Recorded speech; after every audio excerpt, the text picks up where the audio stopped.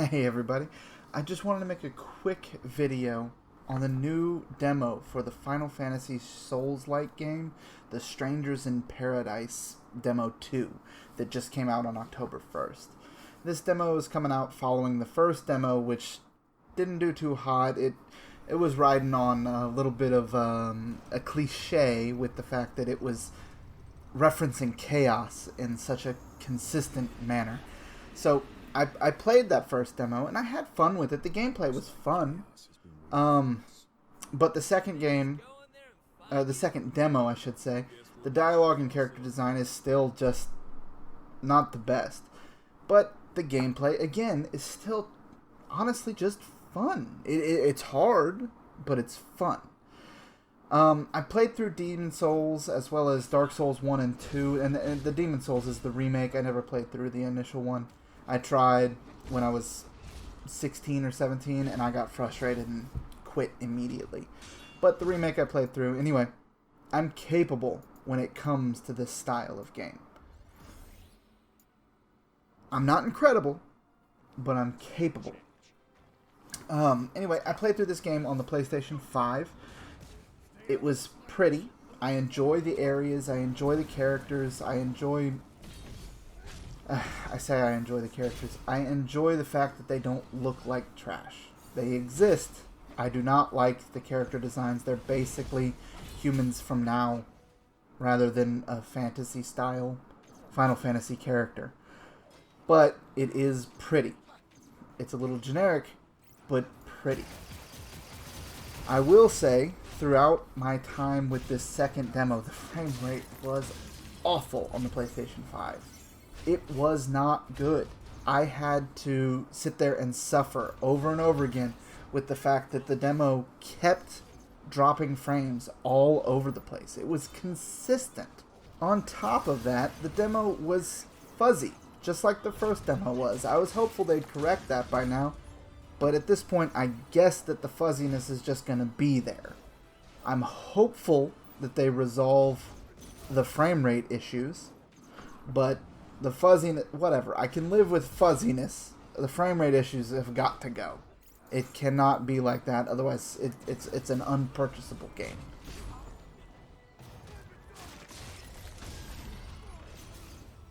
And the frame rate issues only got worse.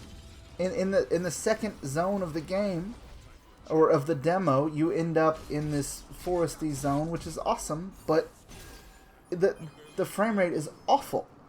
You turn the camera and you actually have full hitches, which is just, I haven't dealt with that since the PS3 or the Xbox 360. It's just unacceptable in a PlayStation 5 game.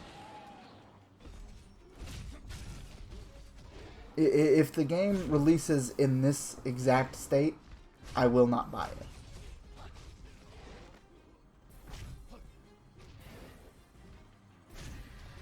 The monster designs are great, and I am fully excited, honestly, probably overexcited, to see what they can do with the rest of the game.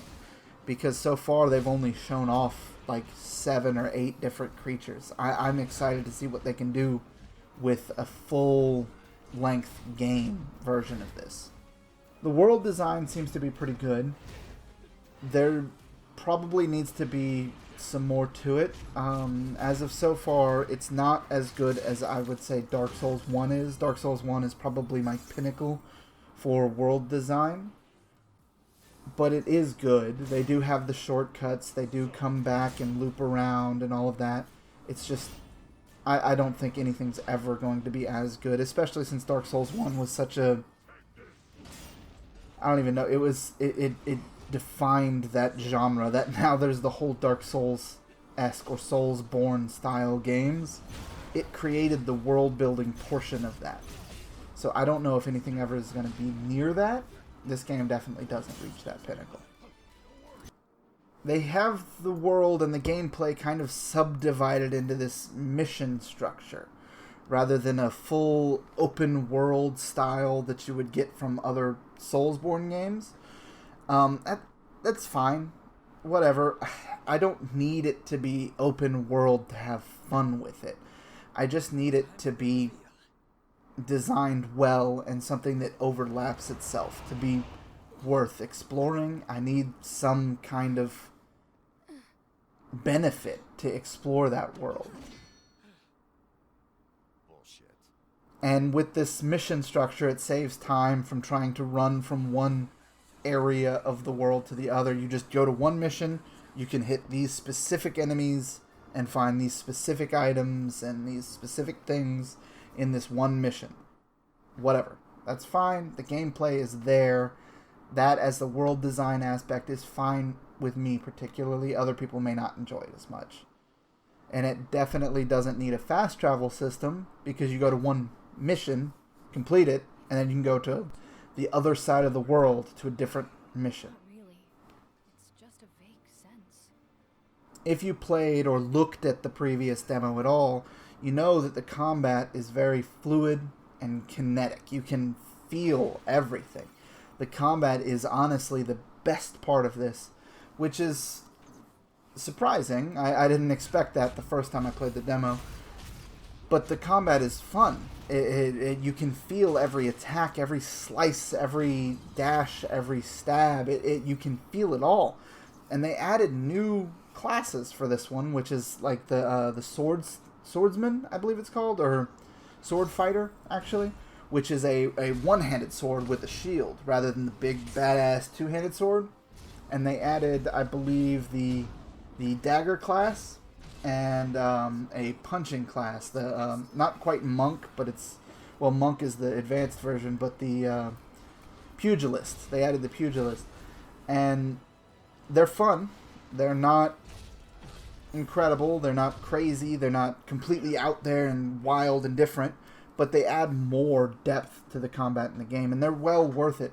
I really enjoyed the sword fighter as well as the mage. It's my favorite two so far. And in the combat, if you played the other one, or your first demo, you know that you have your regular attacks, your standard block, as well as the soul block and the dodge. The soul block is really where combat hitches. It is... the soul block allows you to increase your maximum mana, which allows you to do all of your crazy attacks, as well as the soul block increases your maximum mana, as well as it restores mana, as well as reducing the enemy's break gauge. So if a standard enemy is attacking you and you use the soul block on one of their attacks, it reduces their break gauge. You get them to full break, you can use the circle button on PlayStation 5, and you'll use your ultimate finisher, or whatever it's called, to destroy them. And when you do that, it increases your maximum mana, and it restores mana. That's really the crux of combat. There's all the fighting, and the dodging, and the attacking, and your specials and everything. If you can get the soul blocks down on what you need to soul block, you will win. Soul block also will do, if somebody uses a specific attack, not every attack counts towards this. Some attacks, when you soul block it, you gain that attack, or that spell, or skill, or whatever it is, to use against the enemy. Some of them are elemental, like you can get a water attack to use against fire enemies, or you can get a fire attack to use against water enemies, etc. Sometimes you get just a stone throw from the goblins, which you can just use on anybody. But soul block is, again, really where it's at for the combat. And when it comes to the bosses in this demo, there are two. You face the Chaos boss in the first half, in the first zone of the demo, which is the same exact thing as the first demo. It's fun, it's chaotic, and you have to fiddle around with it to figure it out. But once you've got it, it's not super hard. You just have to get it right, which I fucked up quite a few times. And then the second boss in the second zone is a little bit crazy. After you beat that first boss, it doesn't cut out of the demo like it did in the first demo. It, in fact, actually cuts to a cutscene in which you find yourself gaining a fourth member of your party of light. Which, honestly, I hadn't expected. I thought it was those three characters and that was it. but now you gain a fourth one. And on that subject, in this demo, you're actually able to alter those characters' armor and weapons. I was excited about that just because there's more to do in the GUI and add to the full RPG aspect of the game. Anyway, the second of those areas is wholly new to this demo. It's called the Refren Wetlands. The zone is basically a forest area with a good bit of water in it. I'm guessing that's why they added the wetlands form there. You will face a bunch of new enemies that you hadn't faced in the previous demo, some of which are the Sahagin and the Elementals. Hadn't faced them at all in the previous demo. In this demo, they're brand new, and honestly, they're kind of frustrating. But once you face them and you get them down, they're not that bad. The zone also features a weather-changing dynamic in order to travel throughout it. You'll find these little blips throughout the zone, which will change it from raining and storming to just a dry zone. When it's raining, the roots of the trees will grow and allow you to travel across ravines and crevasses. When it's not raining, when you turn that orb off, whenever you run into it and you turn it off, it'll dry out and it'll allow you to travel into caves and areas where the water was collecting and pooling and making it so you couldn't go into it without losing health before. At the end of this zone, you'll find, after finding your way through all of the various enemies, including the corals and the elementals and the Sahagins and everything else, you'll find your way to the zone boss, which is an elemental orb, which is able to summon a water and a fire elemental. It'll summon them independently at first, and when you work your way through those attacks that those elementals do, you'll figure out what you can and can't block with a regular block, a soul block, and what you can dodge. It can get a little frustrating, but there's one attack from each elemental that you can soul block to gain as an active or immediate spell. And then obviously water is effective against fire and fire is effective against water. So you can use the fire spell against the water elemental and the water spell against the fire elemental.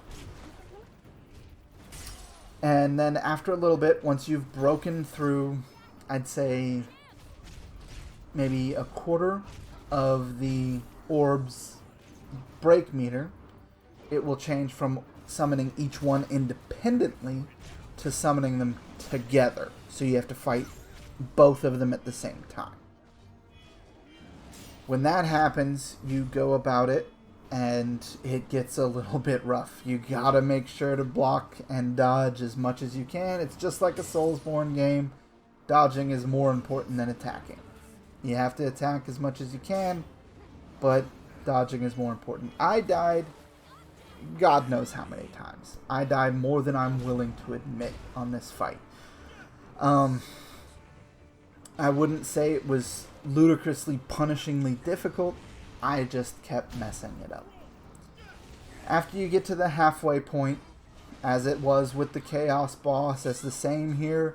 When you break the halfway point and you use your break skill on it, it'll change. Except this time, instead of changing into just a more badass version of itself, it morphs into a amalgamation of the fire and water elemental together. And that was honestly the hardest part of this fight. Was once it changed, everything got a little bit crazy. I was finally able to do it, but it took a little bit. After you clear that boss, the fused elemental and the other elementals as the previous iteration of it, it'll actually not kick you out of the demo like it did the first time. It actually takes you to a poll to fill out what you felt about everything with this demo, and that was nice. I was able to throw in there specifically Square Enix that they need to fix the frame rate more than anything else with this demo. The frame rate must be fixed. I will say, after completing everything with the demo and playing around and leveling up the classes and just kind of mucking around a bit, that I had a really good time with this demo, and I honestly cannot wait for the full iteration to come out. But the poor frame rate, again, must be resolved. Otherwise, there is no chance I'm buying this. They are in a good position to provide a fun and engaging Soulsborne experience here. This is a very fun game. It really is. And I like the class system. It really scratches an itch to level something up and be able to change classes on the fly. It's really fun. I cannot wait to see what they do with it, but they have to fix the frame rate situation. As far as I know, the game is planned for a March 2022 release, and I have it on my calendar and cannot wait. Thank you for watching.